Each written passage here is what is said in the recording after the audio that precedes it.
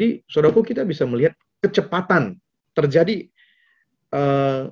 Saya selalu bertanya gini, kenapa harus secepat itu? Ya, maaf ya, saya nggak menentang bahwa gereja sekarang punya katekisasi 9 bulan, ada yang 6 bulan dan sebagainya. Ya, semua itu dilakukan berdasarkan kepercayaan masing-masing. Ya, kalau saya pribadi belajar untuk melihat apa yang tertulis di dalam Alkitab, ya, dan itu yang saya sampaikan, itu yang saya ajarkan, dan itu yang kami praktekkan. Ya, sekali lagi, saya mau membagikan apa yang saya alami dan saya lakukan dalam kehidupan sehari-hari, ya, di dalam pelayanan. Nah, saudaraku, saya belajar bahwa baptisan air itu punya fungsi yang khusus untuk membersihkan kita. Ya, membereskan dosa kita yang masa lalu. Maksud saya membereskan itu bukan beres-beresin bagaimana, tapi maksudnya ketika kita percaya kepada Tuhan Yesus, kita memasuki perjalanan kekristenan kita sebagai orang yang baru di dalam Tuhan. Kita perlu memulai dengan hati nurani yang bersih, maksudnya gitu. Ya, jadi baptisan air itu fungsinya membereskan dosa masa lalu kita, membersihkan hati nurani kita. Ya, masalahnya adalah baptisan air tidak berurusan dengan kehidupan kekristenan kita after baptisan air. Ya, jadi after baptisan air, bagaimana? Bagaimana kita menjaga kekudusan hidup kita? Bagaimana kita menjaga supaya hidup kita tetap bersih? Nah, padahal ini sangat penting. Kenapa? Karena keselamatan itu selalu berhubungan dengan namanya pengampunan dan juga penyucian. Ya, jadi dua hal ini harus selalu ada dalam kehidupan kita sebagai orang Kristen. Pengampunan bicara soal bagaimana kita mengaku dosa, ya, tapi itu diawali dengan semua dosa kita itu dibereskan dulu, dibersihkan dulu melalui baptisan air. Jadi kita merasa ketika kita percaya kita dibaptis air, ya semua beres istilahnya. Kita fresh start, mulai dari nol. Itu semua karena baptisan air. Maksud saya begitu. Tapi setelah itu bagaimana? Kan kita nggak mungkin tiap kali dosa kita baptis air. Dosa baptis air kan bukan begitu caranya. Ya, nah itu sebabnya kita bicara soal pengampunan itu baptisan air, penyucian itu adalah bicara soal baptisan Roh Kudus. Saudaraku. Ya. Jadi dua baptisan ini sangat penting, baptisan air, baptisan Roh Kudus. Nah, penyucian itu bisa terjadi karena kehadiran Roh Kudus di dalam kehidupan kita.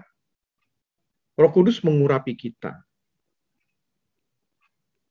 memisahkan kita. Mengurapi kan artinya memisahkan, memberikan kita sesuatu yang spesial, memberikan kita kuasa untuk kita menjalani kehidupan ini dalam kesucian.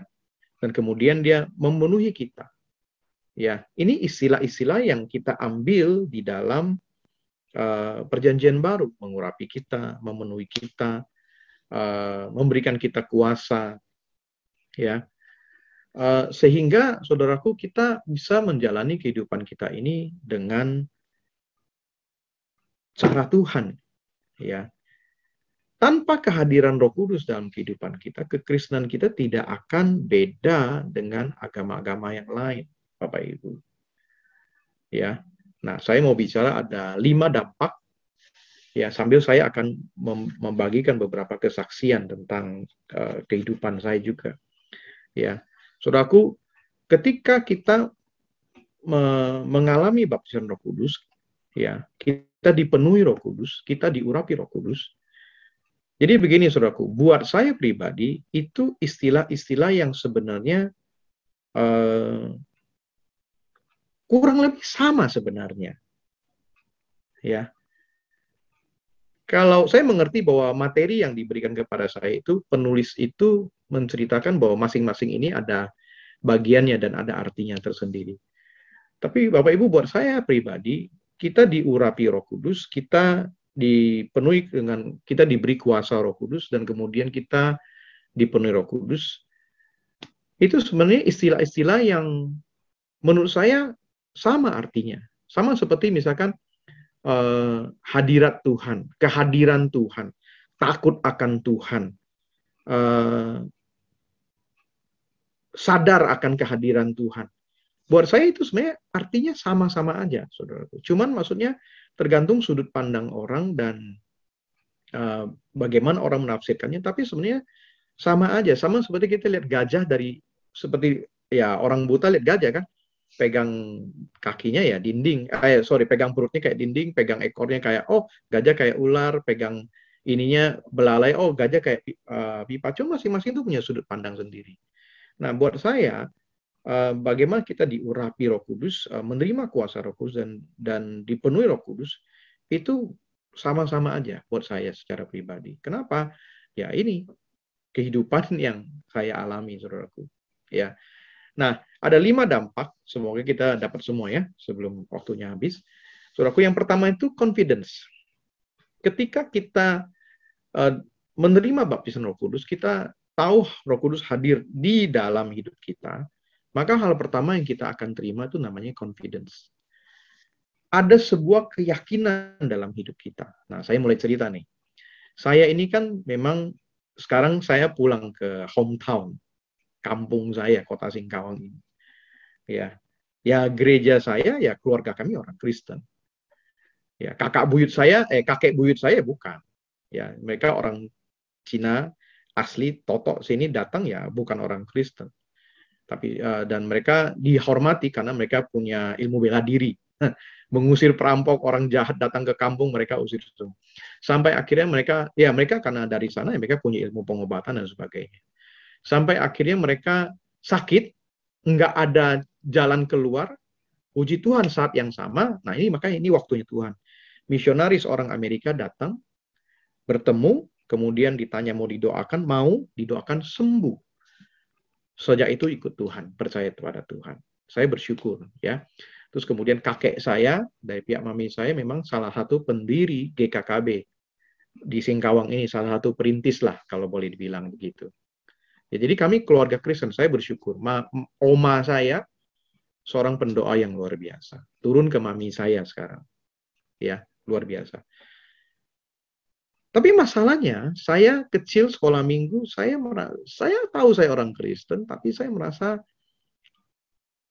biasa aja. Dan saya merasa saya tetap akan masuk neraka kok. Saya malah lebih percaya diri masuk neraka daripada ke surga, saudaraku. Jujur. Ya. Dan itu membuat saya bingung. Karena saya belajar di sekolah minggu, harusnya kalau saya percaya Yesus, saya harusnya pergi ke surga. Tapi kok saya yakin sekali ya saya akan pergi ke neraka. Ya. Nah, singkat cerita, saya sekolah ke Jakarta SMP. Nah, umur 14 saya berjumpa dengan seorang teman dan dia mengambil dia mengambil langkah iman, dia memberanikan diri menginjili saya. Yang dia lebih kaget lagi adalah saya respon. Ya, kenapa? Karena memang dalam diri saya ada pergumulan itu. Saya orang Kristen, tapi kok saya lebih yakin ke neraka daripada ke surga. Kenapa? Karena saya nggak paham, saya nggak mengerti, walaupun setiap minggu saya ke gereja, tapi seperti ada yang kosong dalam diri saya. Ya, tapi sejak saat saya secara pribadi menerima Kristus, ya, umur 14 tahun itu, ya saya lahir baru dengan satu pengertian yang baik, Bapak Ibu, jujur, ya. Hidup saya berubah, saya banyak, tapi saya merasa saya masih menjalani kehidupan saya dengan kekuatan saya sendiri. Ya, di sekeliling saya melihat ada orang-orang yang dibaptis Roh Kudus, tapi saya merasa saya belum. Ya, menarik ya. Dan kadang-kadang saya merasa sangat senang, saya memuji menyembah Tuhan dengan bebas, ya. Tapi saudaraku, waktu saya kuliah, ya saya sangat berdoa buat hal ini. Saya sering sekali berdoa, maju ke depan minta didoakan supaya saya bisa dibaptis Roh Kudus. Tapi ada satu, saya bertahun-tahun sampai saya jenuh, saya nggak mau lagi didoakan. Saya bilang, Tuhan, kalau Tuhan mau kerja, ya Tuhan kerjalah. Gitu loh. Saya percaya kok, saya tidak menyangkal keberadaan Roh Kudus, saya percaya ada Roh Kudus, tapi saya frustrasi. Karena saya berulang kali minta dibaptis Roh Kudus, saya nggak dapat pengalaman itu. Nah, singkat cerita, saya kuliah semester 3-4, saya pulang ke Jakarta untuk liburan. Ya, saya suka ambil waktu pulang sebentar ke Jakarta. Ya, ke jemaat yang di Jakarta ini. Nah, waktu saya sedang menunggu, jadi ruang ibadah sudah selesai, saya sedang menunggu untuk bertemu dengan Bapak Gembala saya karena dia ada konsul dengan jemaat yang lain. Saya nunggu di ruang ibadah, saya sendirian. Sambil menunggu gitu ya, namanya orang nunggu kan belum ada gadget waktu itu ya. Jadi sambil nunggu ya saya sambil lihat-lihat kiri kanan dan sebagainya. Tiba-tiba saya kayak disambar. Disambar oleh, ya saya nggak tahu, saya kayak disambar sesuatu dan saya tiba-tiba saya mulai menangis. Saya nangis, saya nggak bisa hentikan tangisan saya terus menangis, air mata saya terus keluar. Aneh sekali, ya. Sampai kemudian apa namanya, yang jemaat yang konsul dengan gembala saya sudah selesai, ya. Saya kemudian ya saya datang, saya sambil jalan sambil nangis, terseduh-seduh gitu ya, maksudnya. Terus Bapak gembala saya begitu lihat saya, dia langsung ngeh gitu. Begitu ngeh, dia langsung bilang sama staf yang lain, panggil kakak rohani saya yang lain, ada datang 1-2 orang lagi, dan kemudian mereka mulai tumpang tangan dan mendoakan saya. Nah, disitulah saya kemudian mengalami apa yang disebut dengan baptisan Roh Kudus, Bapak Ibu. Nah, sejak saat itulah saya merasa saya punya confidence. Saya kok jadi yakin, ya, jauh dengan yang sebelumnya. Ada sebuah keyakinan yang tumbuh di dalam hati saya. Sebuah keyakinan akan kehadiran Tuhan. Apa namanya? Ya itulah, saya suka menjelaskan ya, tapi ya seperti itu. Ada keyakinan akan keselamatan, kesadaran akan kehadiran Tuhan dalam diri saya. Itu yang saya terima.